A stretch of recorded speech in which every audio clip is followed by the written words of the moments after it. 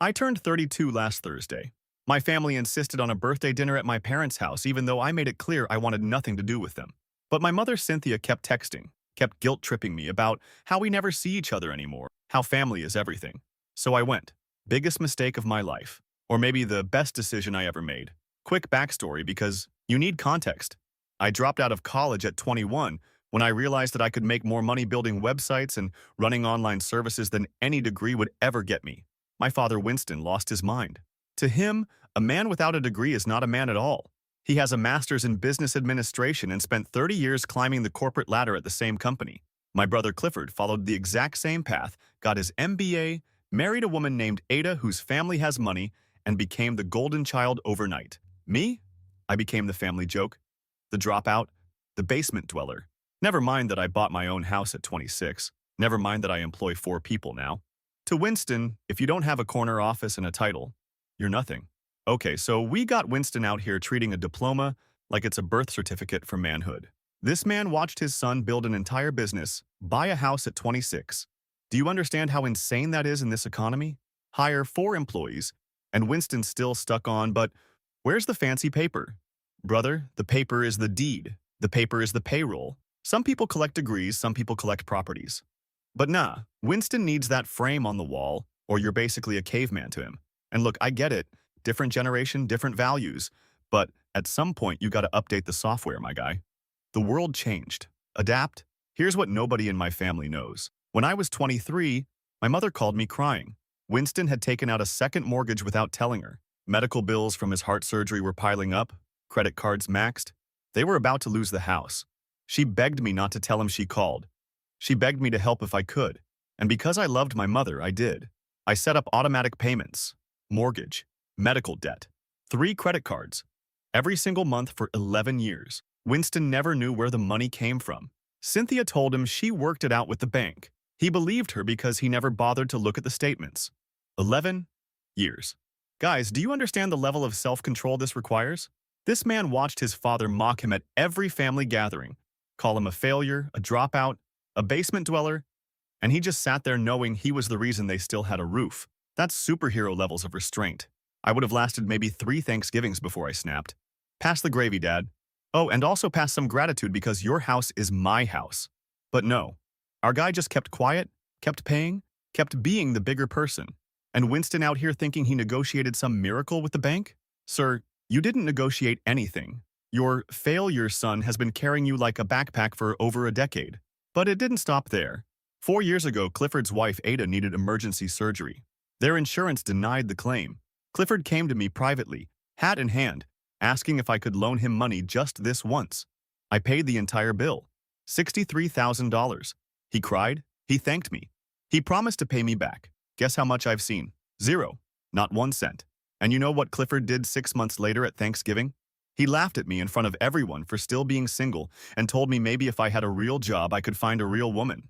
I kept paying anyway. His car payment when he got laid off. 3 months of his apartment rent when Ada threatened to leave him. I kept records of everything. Dates, amounts, screenshots of every transfer.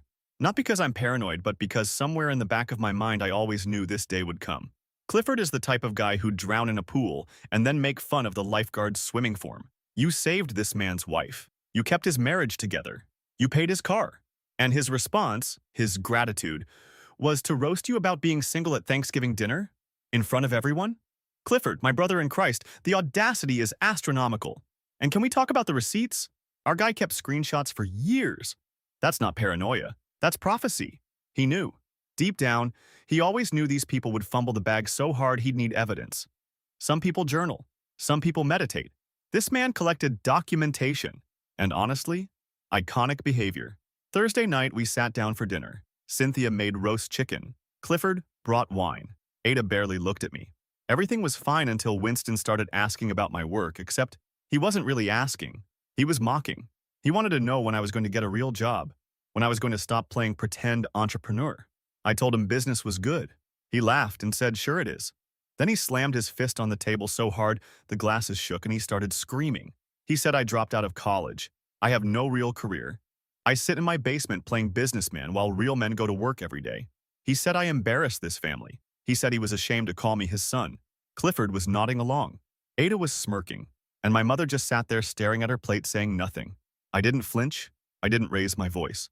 I reached into my bag and pulled out my laptop, and that's when everything changed.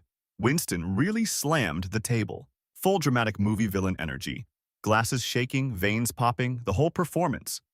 And for what? To yell at the one person at that table who's actually successful? Meanwhile, Clifford, who we're about to find out is broke, is nodding along like a hype man. Ada's smirking, and Cynthia, sweet Cynthia, the woman who called this man crying 11 years ago, is studying her chicken like it's going to give her the answers to life. Nobody defended him. Not one person. They all just watched the family ATM get verbally destroyed and said nothing. And then, the laptop comes out. You know when someone pulls out receipts at a family dinner, it's about to be a movie. Update 1.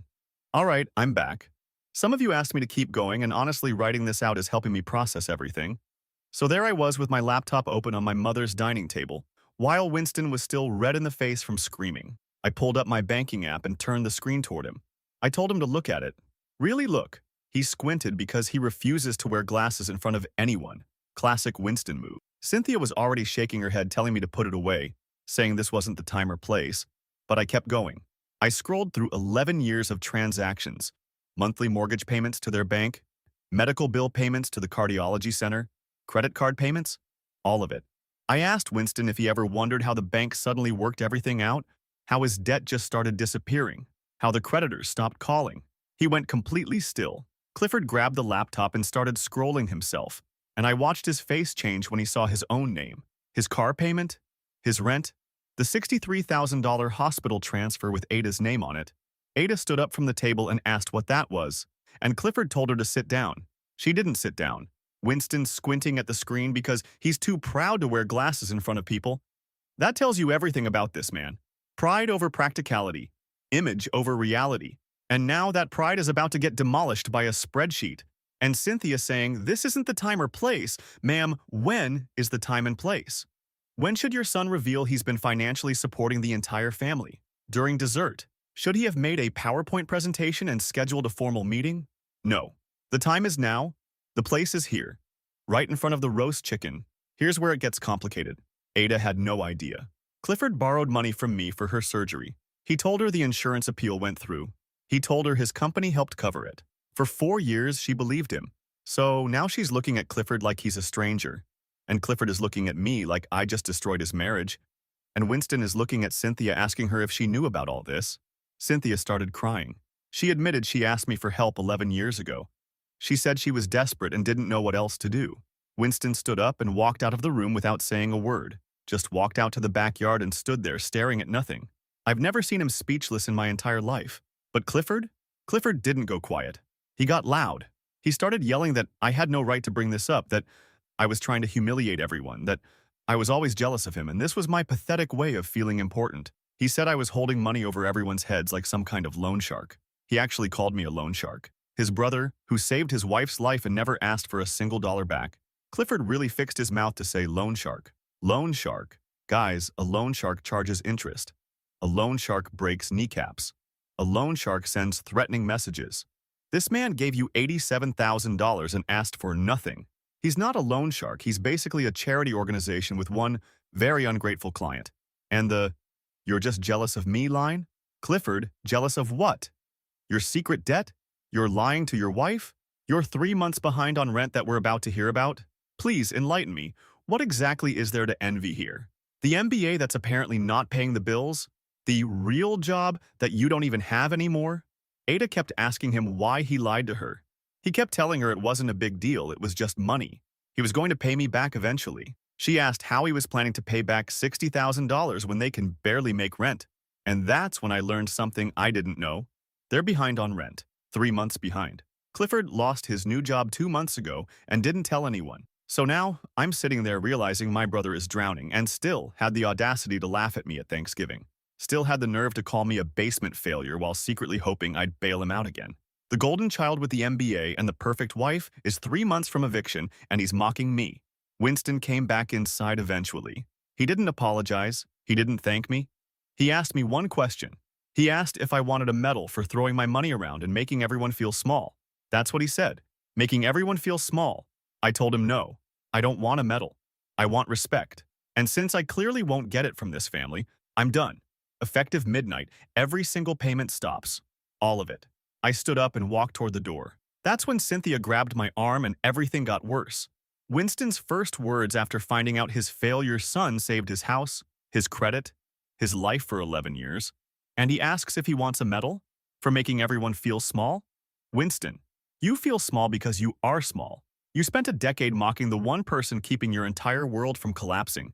That's not your son's fault. That's a you problem. That's called consequences meeting reality. And the fact that his first instinct wasn't gratitude, wasn't shame, wasn't even silence, but attack?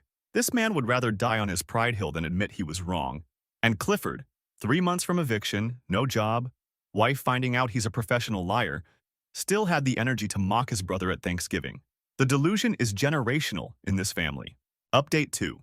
So many of you have been asking what Cynthia did when she grabbed my arm. Here's what happened. She pulled me back toward the table and started begging. Not asking. Begging. She said I couldn't do this to them, that they would lose the house, that Winston's heart couldn't take another financial crisis. She actually used his heart condition as leverage, the same heart condition I've been paying medical bills for since I was 23 years old. I pulled my arm away and asked her why she never once defended me. Every family dinner where Winston mocked my career, every holiday where Clifford made jokes about my lifestyle, she sat there and said nothing. She let them treat me like garbage while I was literally keeping the lights on in their house. She started saying she didn't know how to tell Winston the truth, that it would have destroyed his pride. His pride. That's what mattered more than her own son. Cynthia chose Winston's pride over her son's dignity for 11 years. Let that marinate. She watched her husband humiliate her child at every single family gathering, the same child who was paying their mortgage, and she decided Winston's ego was more important than basic human decency. And now she's using the heart condition as emotional blackmail? The heart that's still beating because of him? Ma'am, the audacity is breathtaking. You can't use someone as a silent ATM for a decade, let them get publicly destroyed every holiday, and then cry about loyalty when they finally say enough.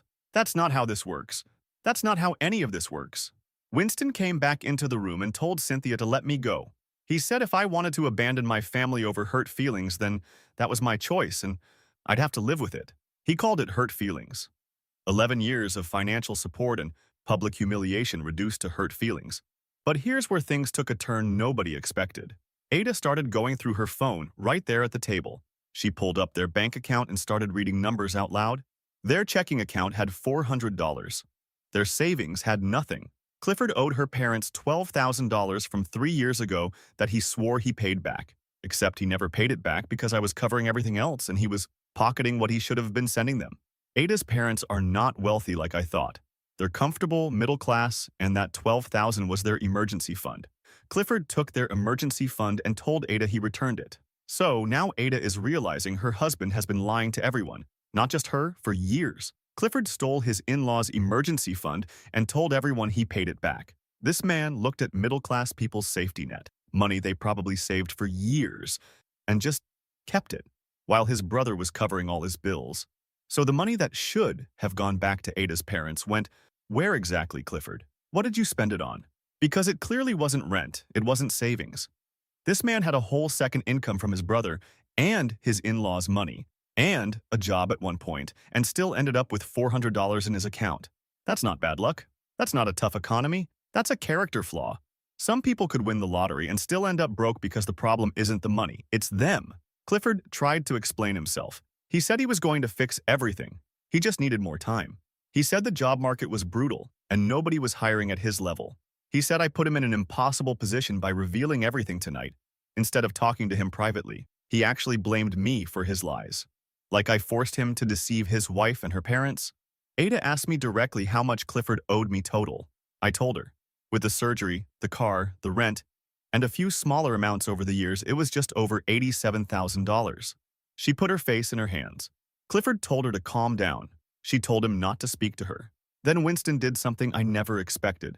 He turned to Clifford and asked him how he could be so irresponsible. Not to me, to Clifford. He asked his golden child how he managed to rack up that kind of debt without anyone knowing. And Clifford, backed into a corner, did what Clifford always does. He deflected. He pointed at me and said at least he tried to build a real career. At least he went to school and got a degree and married a good woman. He said I was sitting on cash because I had no responsibilities, no family, nothing to spend money on except bailing out people who never asked for my help.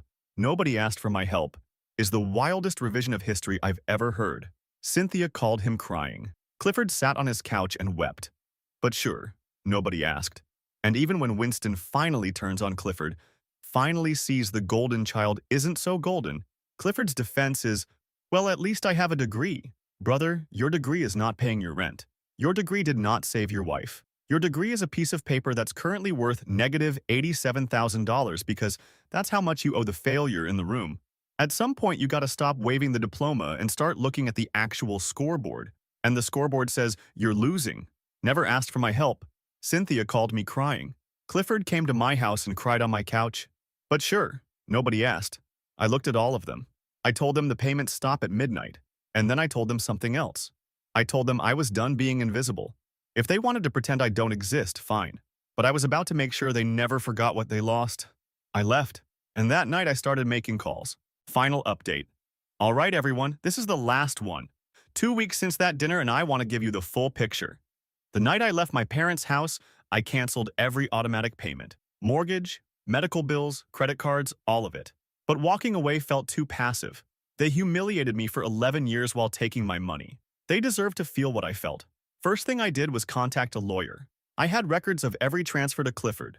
Dates, amounts, notes. My lawyer drafted a formal demand letter for repayment of the $87,000. Not a request.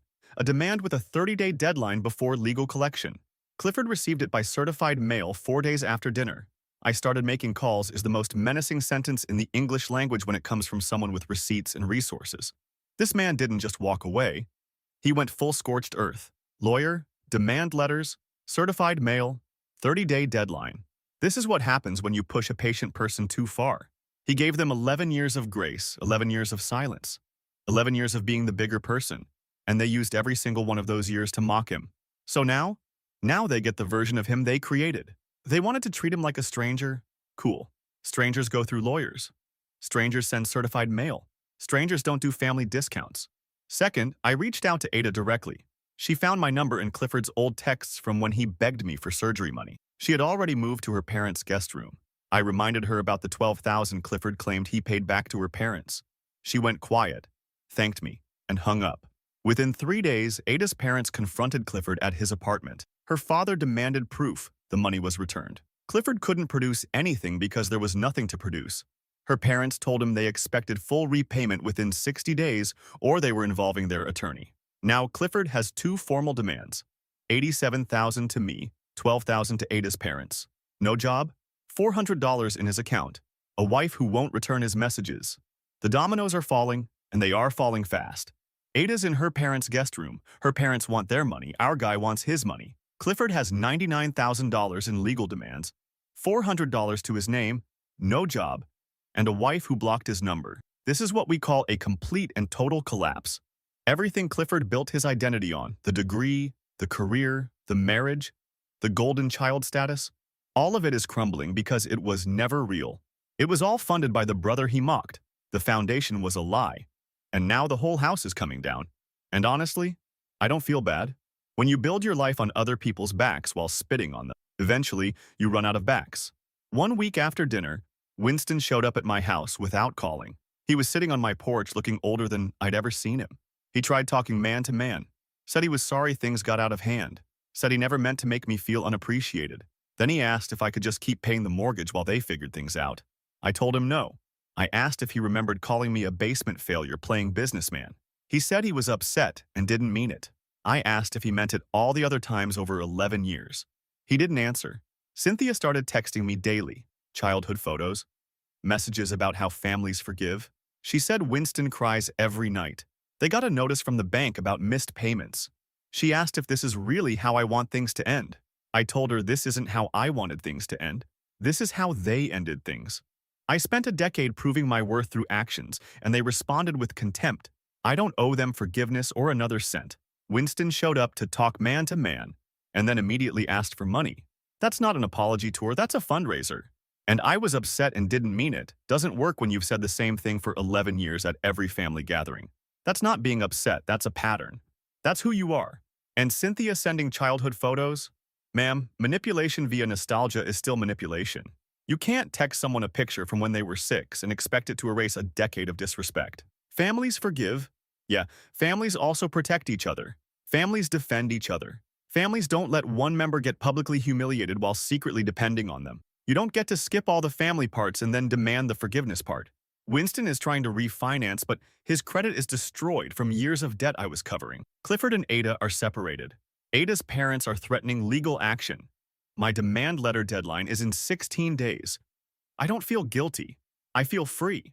They called me the family failure. Turns out I was the only thing holding that family together. Turns out I was the only thing holding that family together. That line is going to live in my head forever. They spent 11 years calling him the failure, the dropout, the basement dweller, the embarrassment, and the entire time, he was the foundation. Remove him, and everything collapses. The parents can't refinance because their credit is destroyed. The golden child is facing almost $100,000 in legal demands with $400. The perfect marriage is over. The whole illusion they built, the successful family, the MBA son, the corporate father, all of it was smoke and mirrors funded by the one person they refused to respect.